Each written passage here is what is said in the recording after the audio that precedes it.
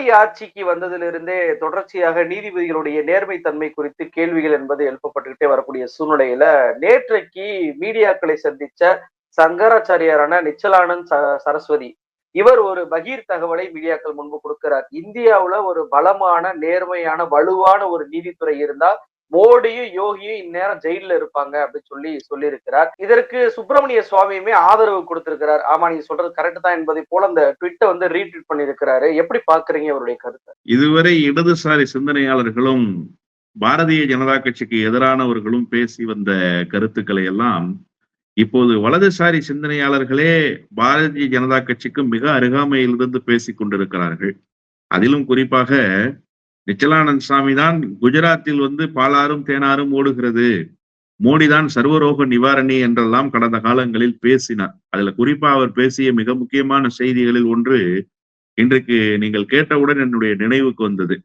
ராமஜென்ம பூமியை மீட்டு தருவதற்கு மோடியை விட்டால் வேறு யார் இருக்கிறார்கள், அவர்தானே அதை மீட்டு தர முடியும் என்று இதே நிச்சலானந்த் சாமி தான் பேசினார். இன்றைக்கு அதே சுவாமிகள் இப்போது என்ன சொல்கிறார் என்று கேட்டால், நீதித்துறை தன்னுடைய பலத்தை முழுமையாக இழக்காமல் இருந்தது. அதுல 2 விஷயங்களை நான் புரிஞ்சுக்கணும், நான் தெளிவுபடுத்திடணும்னு நினைக்கிறேன். அதுல என்ன 2 விஷயம் அப்படின்னு சொன்னா, நீதித்துறையின் மீது கல்லெறிகிறார் அல்லவா, அந்த கல்லை அவர் எப்படி எறிகிறார் என்பது மிக மிக முக்கியம். ஒருவேளை நீதித்துறை சரியாக இருக்கும் என்று சொன்னால் யோகியும் மோடியும் சிறை கம்பிகளுக்கு பின்னால் இருப்பார்கள் என்று அவர் சொல்வதன் மூலமாக நீதித்துறை ஏதோ பாழ்பட்டு போயிருக்கிறது என்கிற துணியில் தான் அவர் அந்த கருத்தை வெளிப்படுத்தி இருக்க வேண்டும். நீதித்துறை எப்படி பாழ்பட்டு போயிருக்கிறது? அண்மையிலே கேரவன் 8 ஒரு மிகப்பெரிய அதிர்ச்சிக்குரிய செய்திகள் எல்லாம் வந்த காட்சிகளை நாம பார்த்தோம். அதுல குறிப்பா எத்தனை தீர்ப்புகள் வாசிக்கப்பட்டன, அந்த தீர்ப்புகளில் என்னென்ன மாதிரியான நடவடிக்கைகள் மேற்கொள்ளப்பட்டன என்பதை உச்ச நீதிமன்றத்திலிருந்து அந்தந்த மாநிலங்களில் இருக்கக்கூடிய உயர் நீதிமன்றங்களுடைய தீர்ப்பு வரை வலதுசாரி தரப்புக்கு ஆதரவாக தரப்பட்ட தீர்ப்புகள் என்று வாசித்த தீர்ப்புகளை ஒரு பெரிய பட்டியல் போட்டிருந்தார்கள்.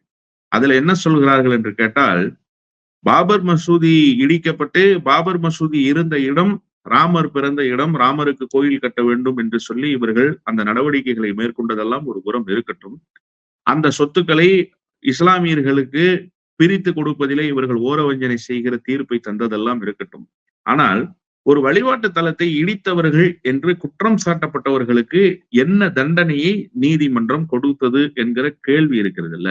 அதற்கு இதுவரை இந்தியாவினுடைய நீதித்துறை பதில் சொல்லவே இல்லை என்றுதான் சொல்ல வேண்டும். இது பாபர் மசூதி குறித்த தீர்ப்பா ஒன்று. நீங்க நம்மளே எத்தனை தீர்ப்புகளை பார்க்கிறோம் இந்த கடந்த 5 ஆண்டுகள்ல.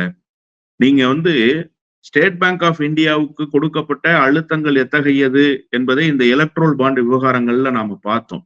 ஆனா அந்த எலக்ட்ரோல் பாண்ட் விவகாரத்திலேயே பாத்தீங்கன்னா எண்ட் ஆஃப் த டே அதுல என்ன ரிசல்ட் அப்படின்னு பாத்தீங்கன்னா எந்த ரிசல்ட்டும் நமக்கு தெரிய வரல.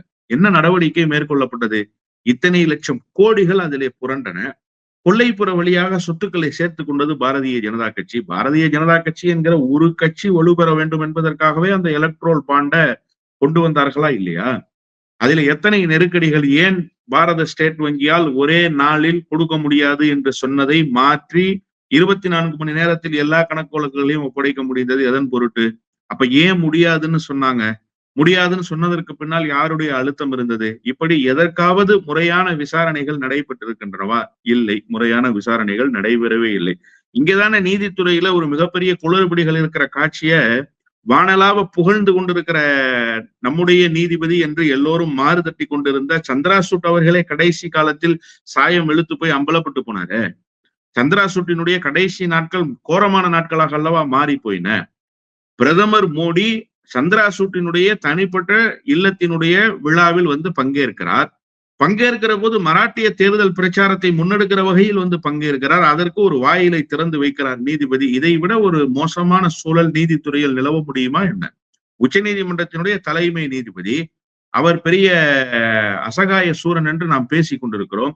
யாருக்கும் வளைந்து கொடுக்காதவர் என்று நாம் பேசிக் கொண்டிருக்கிறோம். அந்த நீதிபதியே கடைசி நேரத்தில் தன்னுடைய உண்மையான நிறத்துக்கு வந்தாரே. இத்தனை நாட்கள் பூசி இருந்தது முலாம் தான், அது உண்மையான நிறம் அல்ல என்பதை அவரே வெளிப்படுத்தினாரே. என்ன செய்ய முடிந்தது? இப்படி நீங்கள் பல தீர்ப்புகளை பார்க்க முடியும், பல நீதித்துறையினுடைய நடவடிக்கைகளை பார்க்க முடியும். அங்கொன்றும் இங்கொன்றுமாய் நடந்து கொண்டிருந்த இடி ரைடு எல்லாம் பாத்தீங்கன்னு சொன்னா ஒரு கட்டத்துல என்போர்ஸ்மெண்ட் டைரக்டரேட் மாவட்டம் தோறும் தன்னுடைய அரசியல் எதிரிகளை பாஜக பழி வாங்குவதற்கு துணை நின்றதா இல்லையா? தமிழ்நாட்டில் என்ன நடந்தது? 2 பாவப்பட்ட விவசாயிகளினுடைய நிலத்தை ஒரு பாரதிய ஜனதா கட்சிக்காரர் புரோக்கர் வேலை செய்து இன்னொருவருக்கு கை மாற்றுவதற்கு அந்த புரோக்கருக்கு இன்னொரு புரோக்கராக ஈடி செயல்பட்டது. கேட்டதற்கு எருமை மாடு செத்து போய்விட்டது, அதனால் ஈடி வந்தது என்று சொன்னார்கள். எருமை மாட்டுக்கும் ஈடிக்கும் என்ன சம்பந்தம் என்று தமிழ்நாட்டிலிருந்து எழுந்த கேள்விக்கு ஏதாவது பதில் இருக்கா? இல்ல. பின்னாளில் அந்த வழக்கு அப்படியே போட்டுவிட்டு ஓடினார்கள். நீதிமன்றத்தில் அந்த வழக்கு நிலுவையில் இருக்கிறது. ஏன் ஈடி முதலில் வந்து ஆஜரானது? ஏன் ஈடி சம்மன் அனுப்பியது? அதன் பிறகு சம்மன் அனுப்பப்பட்ட வழக்கில் இருந்து பின்வாங்கி சென்றதை அமலாக்கத்துறை ஏன் ஓடி போனார்கள்? எதன் பொருட்டு என்போர்ஸ்மெண்ட் டைரக்டரேட் பின்வாங்கியது? இந்த கேள்வியை நீதிமன்றம் தன்னியல்பாக எழுப்பி இருக்க வேண்டுமா இல்லையா? இயல்பாக எழுப்பவில்லை. அப்போ நீதித்துறை ஒவ்வொரு பக்கத்திலும் கரைபிடிந்து போயிருக்கிறது. கடைசி நம்பிக்கை என்பது மக்களுக்கு நீதிமன்றத்தினுடைய படிக்கட்டுகள் தான். ஆனால் அந்த நீதிமன்றத்தினுடைய படிக்கட்டுகள் எப்படியெல்லாம் பாழ்பட்டு போயிருக்கின்றன என்பதை நீங்கள் வரையறுத்து பார்த்தீர்கள் என்று சொன்னால், இதுவரை சுதந்திர இந்தியாவில் நீங்கள் காண கிடைக்காத வகையில் இந்த 11 ஆண்டுகளில் நீதித்துறையினுடைய தன்மை என்பதே சிதைத்து போடப்பட்டிருக்க. இதற்கு முன்பு அப்படி நடந்திருக்கிறது, இல்லை என்றெல்லாம் நாம் சொல்லிவிட முடியாது. ஏதோ இதற்கு முன்பெல்லாம் நீதித்துறை 100 விழுக்காடு மிகச்சரியாக இயங்கியதை போலவும் இப்போது மட்டும்தான் நீதித்துறையின் மீது களங்கம் கற்பிக்கப்படுகிறது என்பது போலவும் நாம் சொல்லிவிடக் கூடாது. கூடுதலாக இப்போதுதானே அரங்கேறி கொண்டிருக்கின்றன. நீதித்துறையினுடைய அந்த நம்பகத்தன்மை என்பதே அடியோடு மக்களுக்கு இல்லாமல் போகிற வகையில் அல்லவா இந்த 11 ஆண்டுகளில் நீதித்துறை இயங்கி இருக்கிறது.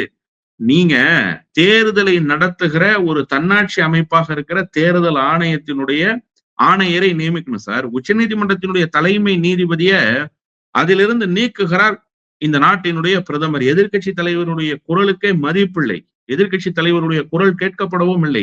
அதை நீக்கிவிட்டு சரி வேற யாராவது ஒரு நியூட்ரல் ஃபேஸ, ஒரு நியூட்ரலான ஒரு பொறுப்பில் இருக்கக்கூடியவரை கொண்டு வந்து நியமிப்பார்களா என்று கேட்டால் அதுவும் இல்லை. மாறாக என்ன செய்கிறார்கள்? கேபினட் அந்தஸ்தில் அப்ப கொலீஜியம் என்ன பண்ணுது?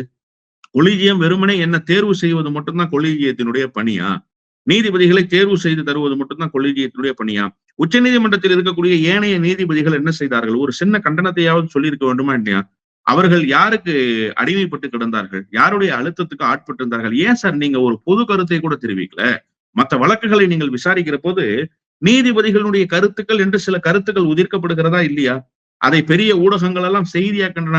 நீதிபதி கருத்து, நீதிபதி கண்டனம், இப்படி செய்திகள் வர்றதா நம்ம பார்க்கிறோம். அதெல்லாம் தீர்ப்புல இடம்பெறுதா, தீர்ப்புல எதிரொலிக்குதான்னு கேட்டா இல்ல. ஆனா குறைஞ்சபட்சம் நீதிபதிகள் ஒரு கருத்து வச்சிருக்கிறாங்க, அந்த கருத்தை வெளிப்படுத்துறாங்கல்ல. அப்படிப்பட்ட கருத்து கூடவா உங்களிடத்துல வெளிப்படல? ஏன் அந்த கருத்து கூட வெளிப்படாத அளவுக்கு உங்கள் கருத்துக்கு வாய்ப்பூட்டு போட்டது எதன் பொருட்டு? யார் போட்டார்கள்? அதை கூட பேசுவதற்கு நீங்கள் தயங்குகிறீர்களே. நீங்கள் ஓய்வு பெற்றதற்கு பிறகு ஒரு சுகபோக வாழ்வை வாழ வேண்டும் என்றுதான் நினைக்கிறீர்களே தவிர, நீதித்துறை உங்களுடைய அதிகாரத்தில் இருந்த பொழுது எப்படியெல்லாம் பாழ்பட்டது, உங்களுக்கு எப்படியெல்லாம் பின்னால் இருந்து இயக்குகிற நபர்கள் அழுத்தத்தை கொடுத்தார்கள் என்பதை கூட நீங்கள் பேசுவதற்கு மறுக்கிறீர்கள். 1-2 நீதிபதிகள் தான் சார் வெளிப்படுறாங்க. ஏனைய நீதிபதிகள் எல்லாம் எப்படி இருக்கிறார்கள் என்பதை நாம ஒட்டுமொத்தமா எல்லோரையும் குறை சொல்லிவிட முடியாது. இதிலும் நியாயத்தின் பக்கம் நின்ற நீதிபதிகள் என்பவர்கள் ஏராளமானோர் இருக்கிறார்கள். ஆனால் ஒட்டுமொத்த நீதித்துறை என்று பார்க்கிற பொழுது 80 விழுக்காடு இப்படித்தான் இருக்கிறது என்பதை ஒட்டுமொத்த துணை கண்டத்தில் நாம் இந்த 11 ஆண்டுகளில் பார்த்திருக்கிறோம். இப்போது வலதுசாரிகளினுடைய குரலே நீதித்துறையினுடைய நம்பகத்தன்மை அடியோடு தகர்ந்து விட்டது என்பதை ஒலிக்கிற பொழுது இன்னும் கொஞ்ச காலம்தான் மக்களுக்கு நீதித்துறையின் மீதான நம்பிக்கை இருக்கும். அதன் பிறகு மக்களுக்கு நீதித்துறை மீதான நம்பிக்கை என்பது பொய்த்து போய்விடும் என்பதைத்தான் உணர்த்துகின்றன.